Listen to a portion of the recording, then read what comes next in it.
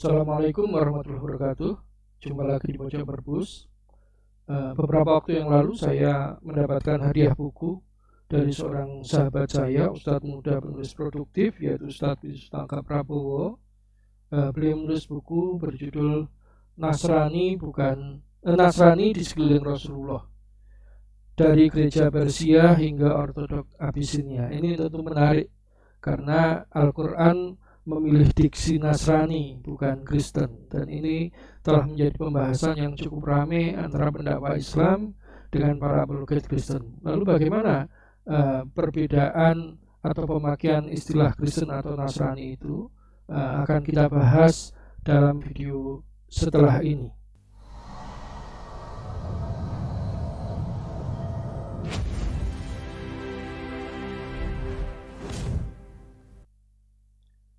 Nasrani bukan Kristen. Tema ini sempat ramai di beberapa channel YouTube, terutama channel YouTube para apologet Kristen, ya, yang banyak mengupas mengenai masalah perbedaan-perbedaan istilah di dalam Islam dan di dalam Kristen.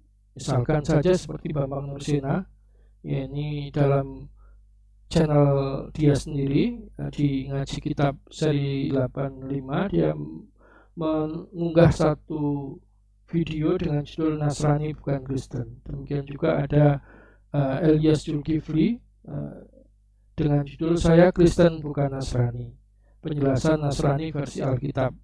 Ada juga video milik apologet muda Enrico Drolaki, apakah Nasrani sama dengan Kristen. Nah, ini tentu menarik. Kenapa kemudian orang-orang Kristen di Indonesia, para apologet atau pendakwah Kristen ini serius untuk mengupas masalah Nasrani dan Kristen ini? Karena memang seolah-olah kemudian ada pandangan karena mereka menyebut dirinya Kristen bukan Nasrani, umat Islam selama ini berarti ada kesalahpahaman terhadap Nasrani itu, ya, terhadap umat Kristen, karena memang mereka menyebut umat Kristen dengan Nasrani. Dan polemik ini sempat membesar ketika kemudian Profesor Mun'im Siri, ini justru dari seorang Muslim, menulis satu artikel di GeoTimes dengan judul Nasrani bukan Kristen. Nah, dengan tegas dia menyatakan seperti ini: sepanjang sejarah umat Kristiani tidak menyebut diri sebagai Nasoro atau kaum Nasrani. Orang-orang Kristen Arab menyebut diri mereka dengan kata Masihiyun, pengikut Al-Masih. Dan karena itu agama Kristen disebut Masihiyah. Di kalangan komunitas non-Arab pun istilah Nasoro tidak digunakan untuk menyebut para pengikut Yesus. Dalam literatur Kristen berbahasa Syriak misalnya dikenal istilah Al-Masihiyah, ya, yakni padanan bahasa Arabnya pengikut Al-Masih.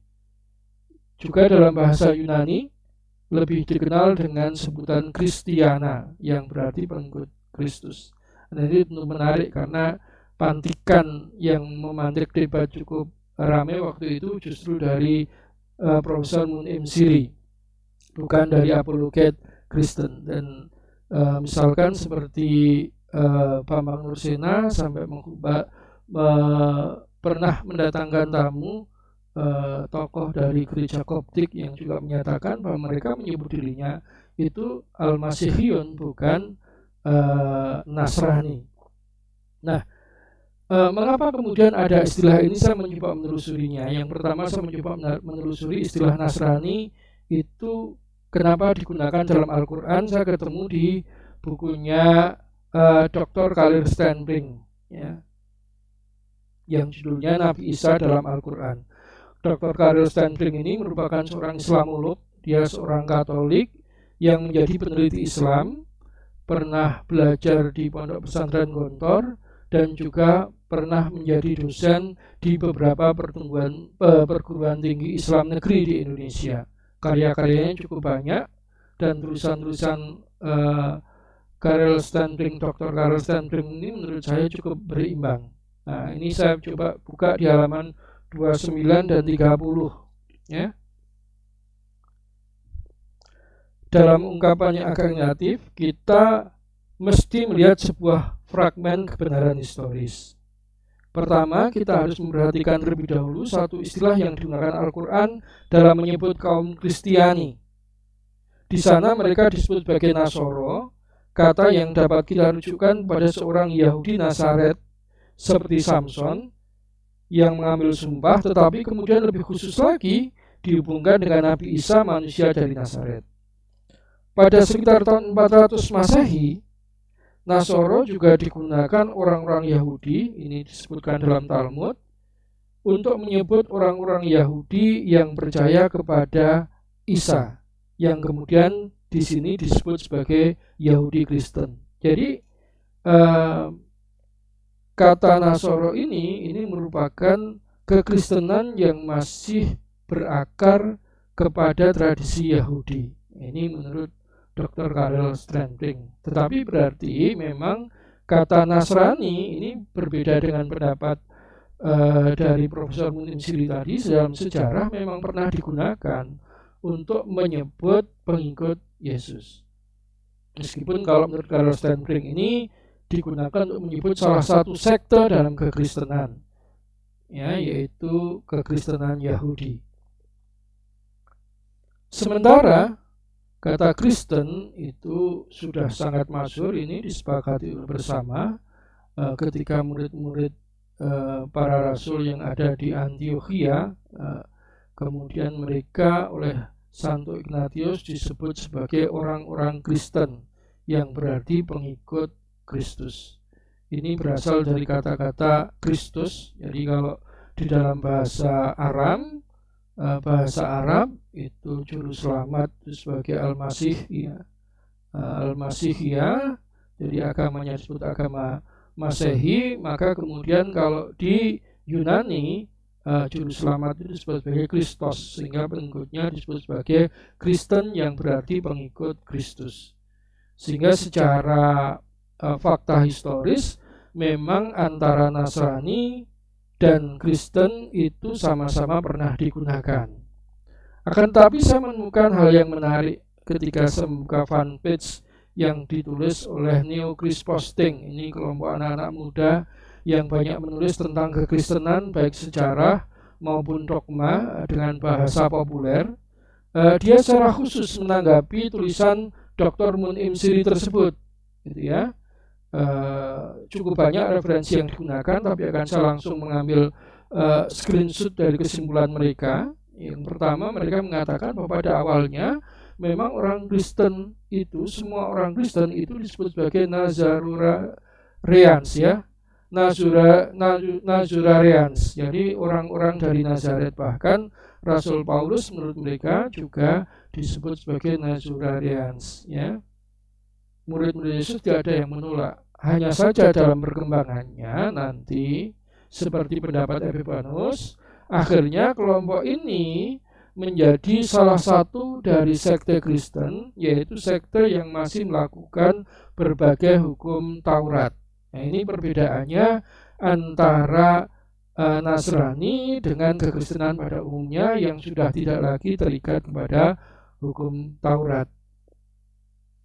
Nah, mengapa kemudian terjadi hal semacam itu? Itu menarik kalau kita telusur misalkan, karena memang begini, dalam sejarah panjangnya Kristen itu adalah sebuah agama yang terbentuk dalam rentang kurun sejarah yang cukup panjang.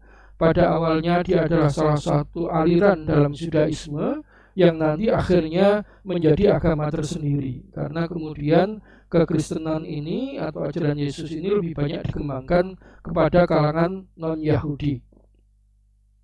Nah, kemudian komunitas-komunitas kalangan non-Yahudi ini yang berkomunitas membentuk gereja. Ketika tiga gereja utama, yaitu Yudea, Galilea, dan Samaria yang diyakini sebagai gereja utama menyatukan diri, mereka disebut sebagai Ecclesia Kataholos, yang kemudian oleh Santo Ignatius pada tahun 107 Masehi, awal abad kedua, akhirnya resmi menjadi nama Gereja Katolik, yang berarti gereja universal. Hal ini dimaksudkan untuk menunjukkan bahwa gereja-gereja utama itu adalah gereja yang resmi, yang merupakan warisan asli Yesus, yang membedakan dirinya dengan gereja-gereja milik para heretik, karena waktu itu aliran Kristen berkembang jumlahnya sangat banyak dengan beragam doktrin dan teologi ya. Sehingga 3 gereja utama inilah yang kemudian membentuk komunitas gereja universal yang menyatakan sebagai satu-satunya pewaris dari ajaran Yesus. Nah, kemudian dari sejarah panjang itu, misalkan perpisahan dari antara Katolik, antara kekristenan dengan Yudaisme ini dapat kita lihat misalkan pada bidat ya. Bidat itu artinya aliran yang menyimpang yang didirikan oleh Marcion. Jadi Marcion ini salah satu petinggi agama Kristen yang dia berpendapat bahwa konsep Tuhan dalam perjanjian lama dan perjanjian baru itu sangat bertolak belakang. Jadi kalau perjanjian lama itu Tuhannya itu sangat keras, kejam, hobinya menghukum ya. Sementara Tuhan dalam perjanjian baru itu sangat kasih. Nah, sehingga menurut Marcion ini pasti oknum yang berbeda, dua zat yang berbeda. Akan tetapi ini kemudian dinyatakan bidat oleh gereja karena bagaimana juga kekristenan itu adalah menyambung, jadi bersambung dengan ajaran Yudaisme, gitu ya. Tetapi kemunculan Marcion, kemunculan pendapat Marcion ini menunjukkan bahwa pada saat itu terjadi ketegangan antara Yudaisme dengan kekristenan ini. Ini yang saya pahami seperti itu, gitu ya. Nah, kemudian nama Kristen memang sudah menjadi nama umat Kristen. Kemudian bahkan ilmu-ilmu keagamaan itu juga disebut sebagai Kristologi, karena memang pusat dari ajaran kekristenan itulah tentang misteri Kristus, sehingga ajarannya disebut sebagai Kristologi. Tetapi nama Kristen itu tidak menjadi nama gereja atau nama agama. Dia hanya menyebut untuk umat Kristen itu disebut, untuk umat pengikut Yesus disebut Kristen, tapi tidak menjadi nama gereja atau nama agama. Nama gerejanya ya tadi yang diresmikan oleh Santo Ignatius pada tahun 102 Masehi, yaitu Gereja Katolik. Dan kemudian ketika akhirnya Katolisisme ini diadopsi secara resmi oleh Kekaisaran Romawi pada Kaisar Konstantin, akhirnya kemudian Gereja Katolik itu menjadi gereja yang tunggal, yang terutama di dunia Barat ya, baik di Roma maupun di Konstantinopel, itu menjadi ajaran satu-satunya ajaran yang diakui sebagai kekristenan resmi. Nah, kemudian ketika menjelang Renaissance, ketika kemudian mulai terjadi perbedaan antara beberapa uskup di dalam gereja Katolik, kemudian ada beberapa yang memisahkan diri dan nanti akhirnya membentuk Protestan. Dari sinilah mulai kemudian muncul bibit-bibit penamaan baru untuk gereja Kristen. Ini saya mencoba merunut dari buku Memburu Makna Agama ini, mungkin buku yang cukup komplit memaparkan bagaimana perjalanan tentang penamaan gereja Kristen ini.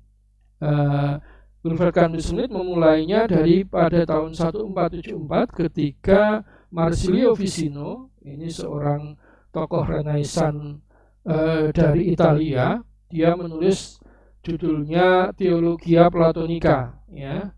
Di dalam buku Theologia Platonica ini, gagasan utama Ficino adalah dia melihat bahwa dalam diri manusia itu sesungguhnya ada sebuah naluri yang universal untuk mencari yang baik, mencari yang ilahi, yang mana naluri tersebut disebut dengan religio. Jadi memang arti religio itu dalam bahasa aslinya adalah ikatan antara manusia dengan Tuhan. Nah, itu ada dalam diri manusia. Kalau dalam bahasa umat Islam mungkin disebut dengan fitrah ya. Nah, kemudian Ficino menjelaskan lagi gitu ya. Nah, naluri untuk mencari yang baik, mencari yang ilahi ini itu disebabkan karena adanya kristosentris dalam religiusitas manusia yang universal. Jadi dalam diri manusia itu ada naluri universal yang bersifat Kristus-sentris. Dari sinilah kata Wilfred Candle Smith pertama kali kemudian kata Kristiana, ya, Kristus-sentris, Kristiana, Kristen itu bersambung dengan kata agama, yaitu De Christiana Religion. Nah, itu kata Wilfred Candle Smith. Tetapi maksudnya di sini bukan agama Kristen, yaitu fitrah kekristenan yang ada dalam tiap diri manusia. Nah, itu menurut pendapat Vicino. Barulah kemudian ketika terjadi perpecahan di gereja Barat, ya, menjadi gereja Katolik terpecah menjadi gereja reformasi dengan gereja reformasi, di mana dimulai dengan penempelan 95 nota protes dari Martin Luther di gereja Wittenberg, Jerman. Akhirnya kekristenan di Eropa terpecah menjadi 3 aliran besar, yaitu Katolik, kemudian Lutheranisme, dan juga Calvinisme. Nah, dari situlah maka kemudian gereja-gereja reformasi ini mulai melakukan penggodokan nilai-nilai. Bagaimana nilai-nilai dalam gereja baru yang kemudian menurut mereka sudah terpisah dari Katolik, yang akhirnya disebut sebagai Katolik Roma, untuk membedakannya dengan gereja-gereja reformasi, gitu ya. Nah, misalkan pada tahun 1525 Masehi, ya, Zwingli menerbitkan tulisan judulnya De Vera et Falsa Religione Commentarius. Ya, dalam hal ini Zwingli itu menunjukkan bahwa antara religi yang benar dengan yang religi yang keliru itu ada perbedaan mendasar. Religi yang benar itu, religi yang salah itu, kata Zwingli, adalah religi yang melakukan sakralisasi besar-besaran yang berlebihan terhadap para paus, konsili, otoritas gereja, dan yang semacamnya. Berbagai macam peluruhan yang begitu hebat terhadap organisasi duniawi inilah yang menyebabkan akhirnya yang organisasi duniawi ini yang sebetulnya mediasi yang ilahiyah, jadi hanya mediasi, bukan yang ilahiyah tersendiri, itu terlalu disakralkan atau terlalu mensucikan kepausan, gitu ya, sakralisasi berlebihan. Sementara kebenaran yang sejati itu hanya ada dalam Alkitab. Itu pada tahun 1525 Masehi. Tetapi waktu itu gereja-gereja reformasi ini belum berpisah sepenuhnya dengan gereja Katolik. Barulah pada tahun 1536 ketika John Calvin menulis buku dengan judul Christiane Religione Institutio, ya, atau institusi agama Kristen, barulah kemudian gereja-gereja reformasi ini resmi menjadi gereja tersendiri yang terpisah dengan gereja Katolik. Nah, ini tentu menarik untuk ditelaah lebih lanjut sejarah ini, ya. Oleh karena itu dampaknya kita lihat sampai sekarang. Kalau kita melihat ada gereja yang papan namanya itu ada tulisan Kristen, misalkan seperti gereja Kristen Jawa, gereja Kristen